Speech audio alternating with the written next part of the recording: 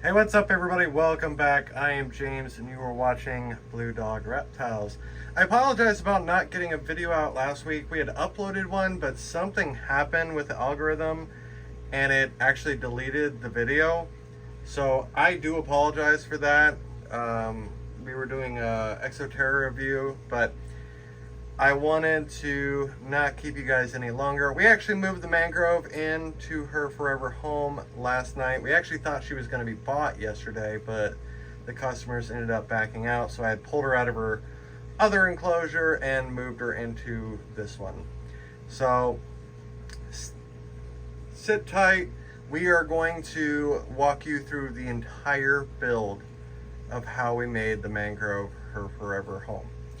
I've taken her off the market now. I've had her for 4 years now, so, and she is so big. I mean, look at that tail, it just keeps on going. Like I said, we did move her in last night. I don't know how long she will sit where she is currently. She's still kind of skittish because she's getting used to her new environment, but with that being said, guys, we are so close to 1,000 subscribers, and that is thanks to each and every one of you. I cannot wait to be over that 1,000 subscriber mark. So if you are tuning in for the first time, please do consider subscribing. It greatly helps us out. Also, make sure to like and hit that notification bell. But with that being said, guys, let's jump into it. So this enclosure right here, this actually used to be technically 4, because that's part of it too. It used to be 4 different enclosures, and they were PVC enclosures. I didn't like how they were. They weren't like the proper size. They had issues. They were warped. They were bad designed. Not by me, by somebody else. And I knew that I had wanted to do a custom setup like this. We were originally going to do a setup like this in the front paludarium, which if you haven't seen that, jump over to Blue Dog Aquatics. There's actually a 4-part video on that entire build.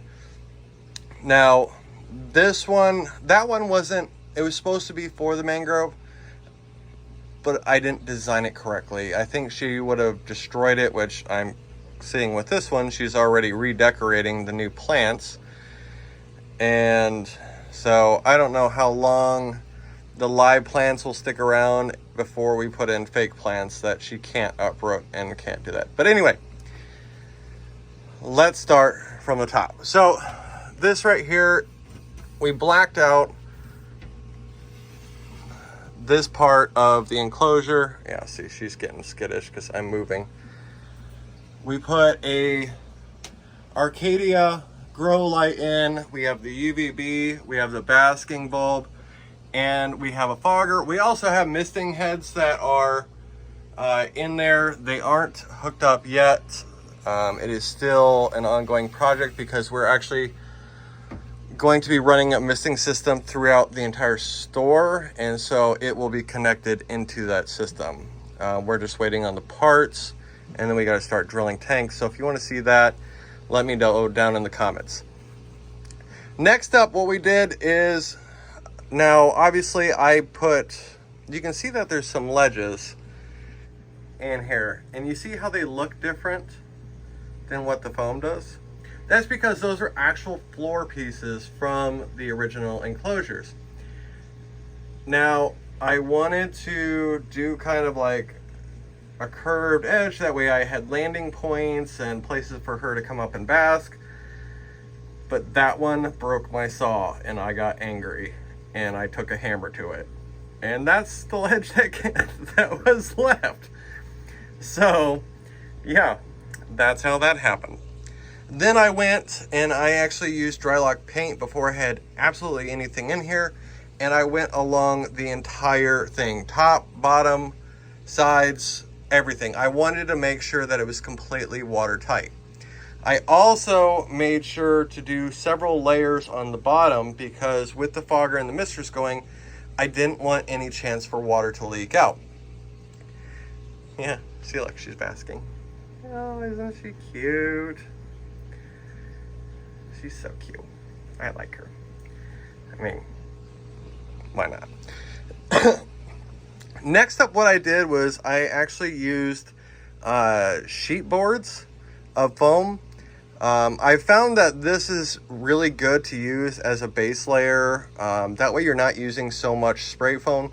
Now, spray foam works really well if you can turn the enclosure on its side or on its back while it's setting. With this, you can't because it's built into place. So I did the sheet foam. Now, a trick to it is you want to make sure that you scuff up the sheet foam before you try to attach the spray foam on it. It just has a better bind and a better hold with doing that. Then what I did was I used wire, and there's a million different ways to do this. I used wire bristles on my drill to carve it out. I also, the spray foam that I used was the Pond and Stone. Great stuff. This is black, which I really like. I found issues with this stuff. I noticed it when I was doing the bottom, and that's when it was setting, it actually started spraying out this like liquid goo, and it looked nothing like the rest of the foam. I don't know if I had the, oh, yep, she just bailed in the water. I don't know if I didn't shake it up enough or what the issue was with that. So I don't know. I guess I always just stick to Pond and Stone. Next up, what I did was I actually used Drylock silicone to go around the edges. You can actually see it here. And then I used the silicone to adhere a piece of foam board across to make a ledge because I knew I wanted that plant in there. I also used spray foam around the pieces of driftwood. You can see how I bound it, and I also used the pieces of cork here. I also used spray foam around where the round cork was attached to. Here, I can open this. We don't have the reflection. I know she's not going anywhere. But I used the spray foam to adhere it to the round cork as well to the driftwood, and then also this piece of driftwood up here as well. Now, up here, I was trying to do like a basking area and kind of like a cave, but this enclosure is taking me so long to build that I just wasn't sure on what to do with it. So I kind of made like a little hollow, but not anything crazy like the front palliarium. I was also trying to do like a tree structure because I wanted to give her something to climb and all that, but it didn't work out. I know why it didn't work out, because I didn't carve it correctly. And so at that point I altered how I was doing it and just textured it. So there's lots of grab holds here for her to be secure and use her claws. I also used, that's all spray foam there. Now when you're doing multiple spray foams, I do them in thin layers, and then I build off of it, and then I build off of it, and I build off of it. That way it tapers, and each time I do a layer, I peel off just a little bit of the top layer so that it has that extra bond. Then what we did is we started painting. So I used Drylock paint. I used actually about 8 different colors. The first color that we used was black. And your first couple of coats, it's really, like the foam is gonna absorb so much of it. So your first couple of coats, you're gonna like, man, it's like half a gallon. Yeah, that's true. It's what happens. Now, there are people like, well, Drylock only comes in like white, clear, and that. Yes, if you use concrete dye packs, or not dye packs, it's a powder that they use to dye concrete. You can mix that in with your clear Drylock or your white Drylock to get the colors that you want. Now, we use Drylock because Drylock is safe for reptiles, and I like the consistency of it as well. Now, like I said, there is so much, I can't even tell you how much time goes into a build like this. For the water tub down below, we actually use just a tote, and I used spray foam to go around it. I drilled a hole in the back for the plumbing for the sponge filters that we had in there. We had rocks in front of the sponge filters to protect them, and she already moved them. So that's probably going to be an ongoing paddle. Also, these are pieces of flat cork. I wanted to do flat cork up here so that it hid a lot of the tote. I knew that you would see some of the tote in the back, and I almost painted it too, or used foam to hide it, but I was like, you know what, it's not a big deal. But up here, we did 2 pieces, and then I used the foam to bind the 2 pieces. That way it looks like a cohesive area. Up here in the front was kind of a trick. I wasn't sure what I was gonna do with it. I tried putting rock in there, putting driftwood, putting cork, and nothing just really looked right. So what I did was I did multiple layers of spray foam, and then I actually ripped it off. Just didn't even care how it ripped, just ripped it off. And I'm actually really impressed with the jagged, rocky look that it did. Then of course I went through and hit it with black. So in total we did let's see, I did 9 coats of black. I did 2 coats of like a gray, and then those were just the preliminary because I was still adding, I was still building. And then past that, then I went back to black, and then I started doing the texturing on the tree trunks and the columns here.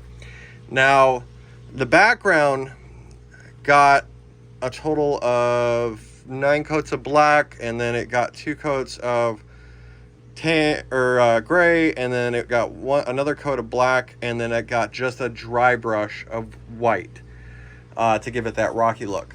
Now the columns here and like the front up here and all this, you can see that there's a lot of different colors. I see your tail moving about, but you can see that there's a lot of different colors here. So once we got the black done, then we did the 2 coats of gray, then we did a dark brown, kind of like a sloppy brush. Then I did a dark green sloppy brush, and then I did a dry brush with light green, light brown, gray, and then white. And then obviously we clear coated. All in all, this enclosure has about 17 coats of paint. One of the things I've learned with using dry lock is that the more coats, the harder it becomes, especially when it comes to foam. And that's the truth. So far, she hasn't done any damage. I guess only time will tell to see if my hypothesis is correct. But I'm very, very pleased to have it done. The types of wood we used in here, this is ghost wood here and here. And I actually painted it because they looked so out of place. And so I painted them to give the texture so that they would blend in more. Now, anything, you can see that the paint stops because I didn't want any paint to go in the water. But yeah, we have different live plants. Like I said, I don't know if these are gonna even survive with her. I've redone and replanted these a couple of times, and I knew, and it's crazy because I put her in and I was like, oh, this big piece of round cork, that's where she's gonna hide, because she likes hiding underneath round cork. What's she do? She goes around the cork to the back. There's a little hide back there for like where all the plants are sitting, and starts digging it all out. Immediately starts killing plants. And I'm like, so that's how it's gonna be. Then what we did, I'm hoping that with time the root structure to this tree here will actually root into the round cork. The pothos down there, I'm hoping it starts just spreading everywhere. I did put some creeping ficus over there, which I can see that she's already started trampling it, so I don't have high hopes for that. We also used a blend. This door fell off its tracks a couple of times, but I created this den for her down here. That's about 7 inches of soil mix. There's also springtails and isopods throughout the entire enclosure for making it bioactive. But I created this berm right here to keep all that soil back there. And then I created this that way if she got scared or wanted to hide, she could go back here, dig a hole and hide. But no. Her favorite, oh man, I don't know how to. Her favorite place to hide is in the water. And you can't even see her right now because she is, oh, you can kind of see her a little bit. She's right there. Now, the doors on here are custom. I also did about a 6-inch gap on here on the overlap because I have an active store. I didn't want kids being able to reach their fingers in here, and I also didn't want her claws to be able to hook in there. So I wanted to have a nice overlap. The doors themselves weren't terribly expensive. I see why that door is running like. Oh, and I was gonna show you the fogger, but it looks like it is out.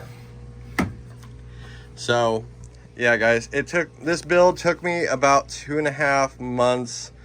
I wish that I had made it a little bit taller because, man, it really broke my back. Because like being a contortionist in there, painting and carving, and you really need someone short just to go in and redo everything. But I got it done. I'm very pleased with how it turned out.